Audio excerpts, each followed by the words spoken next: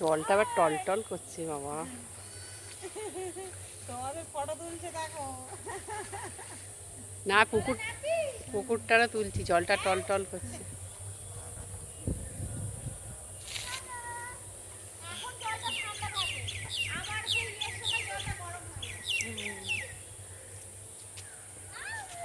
আর কি সুন্দর হাওয়া দিচ্ছে।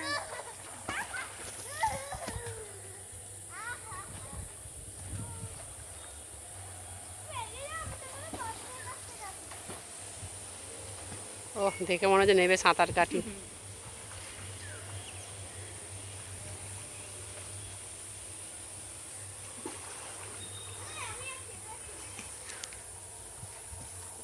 এই তুই চলে আয় সাঁতার কেটে।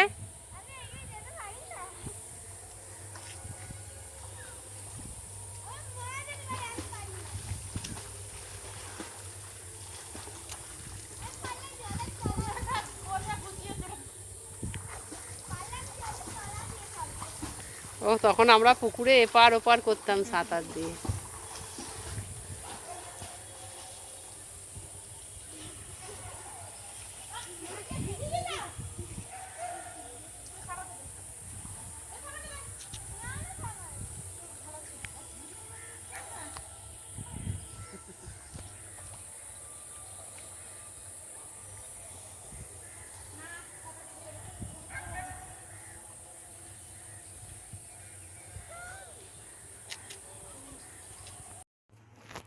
গুড মর্নিং, কেমন আছো সবাই? আশা করছি ভালো আছো। Welcome back to my channel. দেখো আমি সকালবেলা একটু নাস্তা করছি, দুধ সুজি কাজু আর কিশমিশ দিয়ে।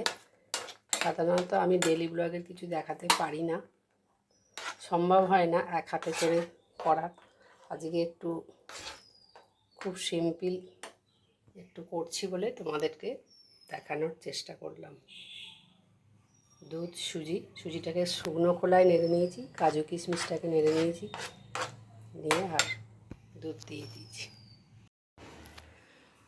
বন্ধুরা আবার নিচে নেমে এসেছি। দেখো সকালেতেই আমের চাটনি, শাক ভাজা, উচ্ছে ভাজা, পোস্ত, ডাল করা আছে।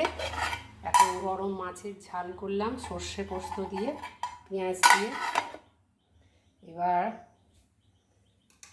উনুনটা পরিষ্কার করব। আমার কালো উনুন বলে না কিছু দেখা যাবে না। এবার একটু ছোলার ডাল ভিজিয়ে, একটু ছেলে বলেছে ধোকা খাবে।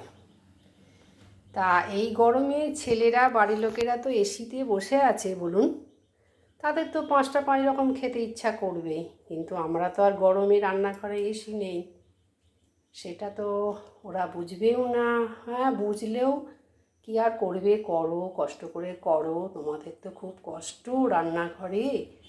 কিন্তু যারা কর্তারা তো এই রোদে গরমে অফিস যাচ্ছে, অফিসে গিয়ে এসি কিন্তু বেরোনোর সময় ঢোকার রাস্তা যাওয়ার রাস্তাটাই তো মারাত্মকভাবে কষ্ট হচ্ছে। কিছু করার নেই, কর্মই জীবন, কর্ম করেই তো খেতে হবে বলুন, কে আর দাম দেবে। নারীদেরও যেমন কাজ ঘরে বাইরে, আমরা ঘরেও গৃহবধূ, আমাদের কাজটা কম নয়। যারা বাইরে যায় তাদের কাজটাও যেমন কাজ, আমাদের কাজটাও কাজ, কিন্তু তারা আমাদের মতন আশা করি এত নিপুণভাবে সবটা করতে পারে না। সকালবেলা বেরিয়ে যায় নাকে মুখে গুঁজে। আমার বোনেরাই তো চাকরি করে, বুঝতে পারি তারা কীরকম ছুটির দিন ছাড়া একটু ভালো করে বসে খেতেও পারে না। আর ছুটির দিনেও তাদের নানা রকম কাজ থাকে। এটা রাগের কথা নয়, এটা সত্যি কথা। এবার আমি এখানে টমেটো, পেঁয়াজ, রসুন বেটে নেব, দিয়ে টক দই দিয়ে, আদা দিয়ে, তেজপাতা, গরম মশলা ফোড়ন দিয়ে যেমন করে আর কি সেরকমই করবো।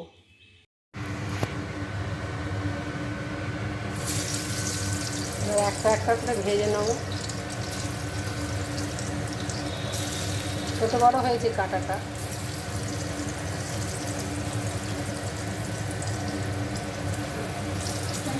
হ্যাঁ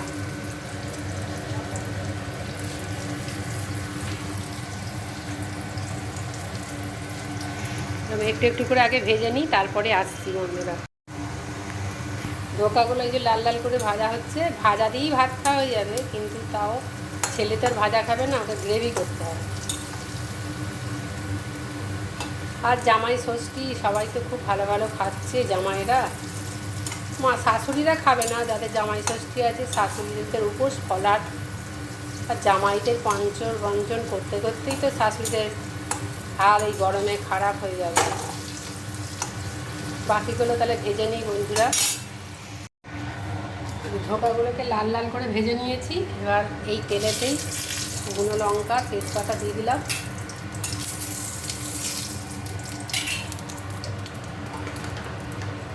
এবার দেখো আদা বাটা আছে, তো আদা বাটা দিয়ে দিলাম।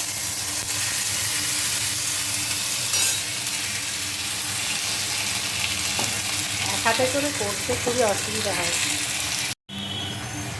এবার রোজকার যা মশলাগুলো নুন হলুদ লঙ্কা গুঁড়ো ধনে জিরে গুঁড়ো মিষ্টি আর লঙ্কা গুঁড়ো সব দিয়ে এবার যেটা আবার মিক্সিতে বাটা ছিল মিক্সির মশলাটা আমি দিয়ে ভালো করে এবার কষাবো। ভালো করে কষতে কষতে বন্ধুরা যখন তেল ছাড়বে তখন আমি টক দইটা দিই। যে ভাজা হয়ে গেছে, প্রচণ্ড গরম, মানে রাখতে ইচ্ছা করছে, কিছু করার নেই। আগেই বলেছি বন্ধুরা, পেট শুনবে না, পেটের মতো চলবে। গরম পড়েছে বলে খাওয়া একদিন দুদিন জল ঢালা ভাত দিয়ে চালানো যাবে, কিন্তু রোজ তো যাবে না। আর এই ঘ্যাড়ে ঘ্যাড়ে খুঁচি না, এর একটা বিকট আওয়াজ। কথা বলবো কি তোমাদের সাথে, এই রান্নাঘরে আমার যেন আসতে ইচ্ছা করে না। সবটা কালো, কিচ্ছু ছবি কষ্ট ওঠে না। ভালো করে কষাইতে হবে। লাস্টে গরম মশলার গুঁড়ো দেবো, গরম মশলার গুঁড়ো দেবো।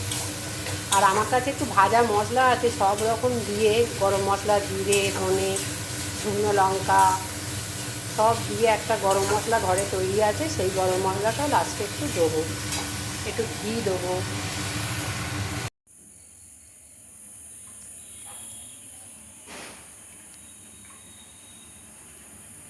হয়ে গেছে ধোঁকা। তোমাদের আর সবটা শেয়ার করতে পারিনি। মশলাটা কষে দই দিয়ে আর জল দিয়ে দিয়েছি। আমার রেডি ধোঁকা ডালনা হলো। রান্নাঘরে যুদ্ধ শেষ হলো। সেই 6টা থেকে শুরু হয়েছে। এক প্রস্তর 6টা 7:30টায় কর্তা খেয়ে গেছে, তার এক প্রস্তর হলো, আবার চান হলো, পুজো হলো, ওপরে কিছু টুকটাক কাজ হলো। কাজ তো শেষ নেই, শুধু মনে হয় রান্না খাওয়া। তোমরা ঘরে থাকো, তোমাদের আর কী কাজ। রান্না খুব ছোট্ট একটা দুটো মানে 3টে শব্দ নিয়ে একটা শব্দ, মানে বর্ণ নিয়ে একটা শব্দ, কিন্তু বলুন তো কত ঝঞ্ঝাট। এক একজনে একরকম কাটো বাটো রাঁধো, তারপরে রান্নার পর পরিষ্কার, একটা ভীষণ কঠিন কাজ। আর অপরিষ্কার করে রাখাও যাবে না রান্নাঘর, নাহলে পরে আবার রান্নাঘরে ঢোকাও যাবে না। রান্নাঘরটা পরিষ্কার আপনাকে রাখতেই হবে, যতই কষ্ট। আমার এই যে হাতে অপারেশন হয়েছে, এখনও পর্যন্ত দেখা যাচ্ছে না, এখনও পর্যন্ত আমার হাত কিন্তু পুরোপুরি ঠিক হয়নি। এইদিকে একটা কাটা, এই যে এইদিকে একটা কাটা, দুটো কাটা। আপনারা এই দিকটা দেখতে পাচ্ছেন না, কিন্তু সংসার শুনবে কি? 15 দিন পর থেকে সবই করতে হচ্ছে। ডান হাতে পুরো ভারটা নিতে পারছে না, কিন্তু সাপোর্ট, ডান হাতে সাপোর্ট ছাড়া একটা হাতে কোনো কাজ হবে না। আমারও হচ্ছে না, পাটনা বাটা সবই করতে হচ্ছে। আর মিক্সিতে সর্ষে বলো পোস্ত বলো একদম ভালো হচ্ছে না। যে মিক্সিতে একটু সর্ষে পোস্তটা বেটে নেবো, আদাটা যেমন ধোঁকার ডালটা বাটলাম, আদাটা বাটলাম, ঠিক আছে, পেঁয়াজ রসুন টমেটোটা পিউরি করলাম, সেটা ঠিক আছে, কিন্তু সবটা তো পেঁয়াজ কুচিয়ে চপারে পেঁয়াজ কুচিয়ে নিচ্ছি, কিন্তু চপারে তো কুচনো পেঁয়াজ তো সবেতে হয় না। ধোঁকাটা একটু গ্রেভি করার জন্য একটু বাটতে হলো মিক্সিতে। এই হচ্ছে আমাদের সংসার। সংসারের কাজের কোনো মূল্য অনেকেই দেয় না, এখনও দেয় না, কিছু কিছু বাড়িতে দেয়। আমরা বাইরে যাই না, মানে রোজগার করি না, কিন্তু ঘরটাকে সামলাই, এটা খুব কম কথা নয়। ঘর বাইরেটাকেও সামলাতে হয়, দোকান বাজার সব তো আর একদিন করে ছুটির দিনে করে দিলে সংসারটা পুরো চলে না। বলুন তো, সংসারে কত খুঁটি নাটি, কত কিছু রোজের রোজ কেনার দরকার পড়ে। বিকেলবেলা যেতে হয় আজ এইটা ওটা, রোজ বেরিয়েও কিছু না কিছু ভুলে যাবই যাব। আজকে যা মনে করে গেলাম এটা আনবো, আর এসে রাস্তায় গিয়ে মনেই পড়ছে না আমি কী মনে করে এসেছি। 4টে জিনিস মনে করে গেলাম, 2টো জিনিস কিনলাম, 2টো চলে এলাম। এরকমই হচ্ছে, বয়স হচ্ছে তো। আর অনেকেই লিখছেন ফেসবুকে 50-এর গোড়ায় চলে গেলে সংসার বেশি করবেন না, নিজের জন্য সময় দেবেন। এটা কিন্তু ঠিক কথা। যতই বলি সংসার দেবো না, নিজের জন্য, হ্যাঁ নিজের জন্য আমি একটু বের করি সময়, বিকালটা একটু বের করি, বন্ধুবান্ধব মিলে একটু বেড়াতে বেরিয়ে যাই। এটা দরকার, নিজেকে ভালোবেসে নিজেকে বাঁচা, পুরনো বন্ধুদের সঙ্গে দেখা করা, হাঁটা, কথা বলা, দুটো মনের কথা। সংসারে থাকলে তো সংসারের লোকেদের সঙ্গে শুধু সংসারের নিয়েই কাজের কথা হয়। আমি যখন বন্ধুদের সঙ্গে মিলে আমি তখন বলি, দেখ সংসারের কথা, বরের কথা, ছেলের কথা তোরা বলবি না, যতক্ষণ বেড়াতে এসেছি নিজেদের জীবন, নিজেদের পুরনো দিনের কথা বল, শৈশবের কথা বল। শিশুকালটা এখন মনে হচ্ছে কত ভালো ছিল, কত সুন্দরভাবে আমাদের কেটেছিল। সেই দিনগুলো তো ফিরে পাবো না, কিন্তু স্মৃতির মধ্যে কিছু তো, বয়স হচ্ছে, অনেক স্মৃতি লোপ পাচ্ছে, কিছু স্মৃতি প্রগাঢ়ভাবে রয়েছে, সেইগুলোকেই নাড়াচাড়া করে দিনটা কাটাতে হচ্ছে। যাদের মেয়ে তবু একটা তারা বন্ধু পায়, মেয়ে হলে মায়ের সমবয়স, মায়ের বড় হলে মায়ের বন্ধু হয়, মাকে বোঝে। ছেলেরা বোঝে না, খুব কম ছেলে বোঝে, সব ছেলে বোঝে না বললে ভুল হবে, কিন্তু এখন খুব অভাব বোধ করি একটা মেয়ের। এখন ভাবি যদি আমার একটা মেয়ে হতো খুব ভালো হতো। এটা তো হাতে নেই নিজেদের। ছেলে হলে শুনতে ভালো লাগে, কিন্তু একটা মেয়ে কখনোই শেষ জীবন অবধি পাশে থাকে, বেশিরভাগ পাশে থাকে, মায়েদের কষ্টটা বোঝে। সে তো একটা মেয়ে, মায়ের কষ্টটা তারা অবশ্যই বোঝে। যাই হোক, এই নিয়ে আপনাদেরকে গরমে আর বেশি উত্তপ্ত করবো, তত্ত্ব কথা বলবো না। গরমে সবাই কষ্ট পাচ্ছেন, আমিও কষ্ট পাচ্ছি। আমাদের তো রান্নাঘরে এসি লাগিয়ে কাজ করলে হবে না, আমাদেরকে একটু শোয়ার সময় শুধু এসিতে ঢুকতে হবে, তাছাড়া তো সবসময় বাইরে থাকতে হবে। মারাত্মক গরম সবাইকে পড়েছে, সহ্য করতে হবে। আর এই গরমের জন্য আমরাই তো দায়ী। আমরা গাছ কাটছি, পলিথিন পোড়াচ্ছি, হ্যাঁ আমাদের দোষী সব হচ্ছে। একটা গাছ বসালে 10টা গাছ কাটছি। আমরা সচেতন নই, নাগরিক সচেতন হলে অনেক কিছু হবে, সমাজকে সচেতন হতে হবে, কিন্তু আমরা সচেতনের বার্তা দিচ্ছি, কিন্তু সচেতন আমরা প্রকৃতপক্ষে কেউ হচ্ছি না। এই নিয়ে চলতে হবে। কী করবো, 5টা আঙুল সমান নয়, 5টা মানুষ সমান নয়, 5টা মানুষের কথা সমান না, ব্যবহার সমান নয়। মানুষের কথা অত ধরে রাখলে আপনি চলতে পারবেন না। সমাজে বাস করতে গেলে 5 জন 5 রকম কথা বলবে, আপনার চলাটাকে থামালে চলবে না। হ্যাঁ, নিজের মতন করে একটু ফ্রি হ্যান্ড এক্সারসাইজ করবেন, মনের কথা বলবেন, গান শুনবেন, বেড়াবেন, ঘুরবেন, বন্ধুদের সঙ্গে মিশবেন, আড্ডা করে নিখাদ আড্ডা মারবেন। এটা খুব প্রয়োজন ভালো থাকার জন্য। সবাই খুব ভালো থাকবেন, সুস্থ থাকবেন, সাবধানে থাকবেন, আর সব সময় মিলেমিশে এঁটে শুটে একসঙ্গে সবাই থাকবেন। আমি রান্নাঘরে ডেলি লাইফে কিছু দিতে পারি না, একা হাতে ভিডিও করি তো সম্ভব না, তাই আজকে মনে হলো যে একটু নিজে হাতে করছি, একটু করে পুরোটা দেখাতে পারছি না। সবাই জানো ধোঁকাটা খুব সাধারণ ব্যাপার, এটা দেখানোর কিছু নেই। চেষ্টা করলাম তোমাদের সঙ্গে বন্ধু বলে একটু শেয়ার করলাম। আর যারা আমার পাশে এখনও পরিবারে যোগ হওনি তারা অবশ্যই একটু পরিবারে যোগ হোক, আমার পাশে থেকো। আমি একটা আশা নিয়ে করছি, তোমাদের বন্ধু হব বলে। তোমরা আমার পরিবারে আসবে, সুখ দুঃখের কথা বলবো, শুনবে, পাশে থাকবে। এই জন্য আমি কোনো উদ্দেশ্য নিয়ে করি না, যতটুকু পারি করি। বেশি সারাদিন যে ব্লগ করব সেই নিয়ে আমি ছবি তুলতে পারি না, আমার সাথেও কেউ নেই, আমি একাই। যতটুকু পারি ততটুকু করি। সবসময় ভালো থাকবেন, সুস্থ থাকবেন, গরমে ওআরএস খাবেন, জল খাবেন, ঠান্ডা থাকার চেষ্টা করবেন, মাথা ঠান্ডা রাখবেন, শরীর ঠান্ডা রাখবেন, পেট ঠান্ডা করবেন। টাটা, দেখা হবে আবার নেক্সট অন্য কোনো ভিডিও ক্লিপে।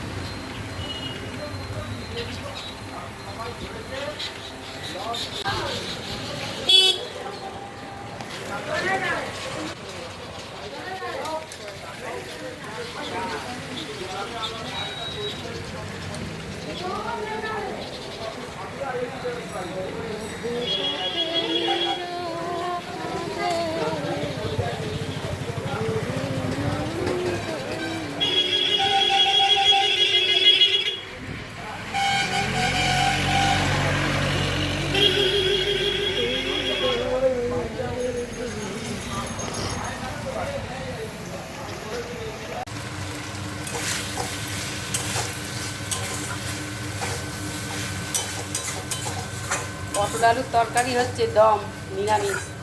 আদা জিরে ধনে হিং ঘি গরম মশলা দিয়ে পটলের এই গরমে কোনো সবজির স্বাদ নেই, তবু খেতে তো হবে। যেমন কষা কষাই ভালো, কিন্তু কষা তো খাবে না, জল দিতেই হবে।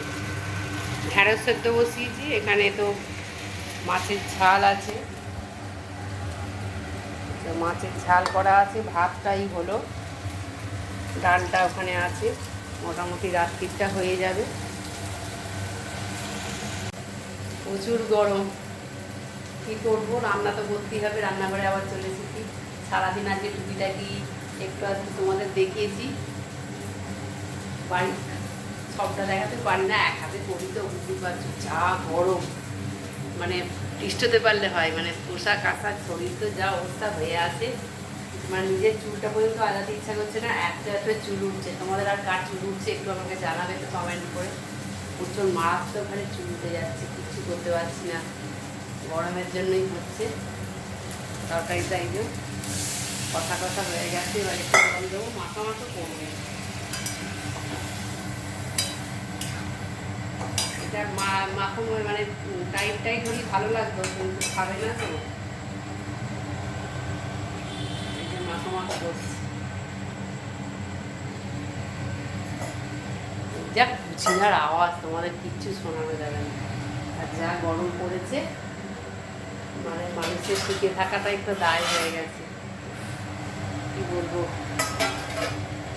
যাই, একটুখানি রেস্ট নিই, তরকারিটা তখন নিজের মনে একটু একটু করে হতে থাকুক, একটু সেদ্ধ হোক, ততক্ষণ আমি রেস্ট নিই।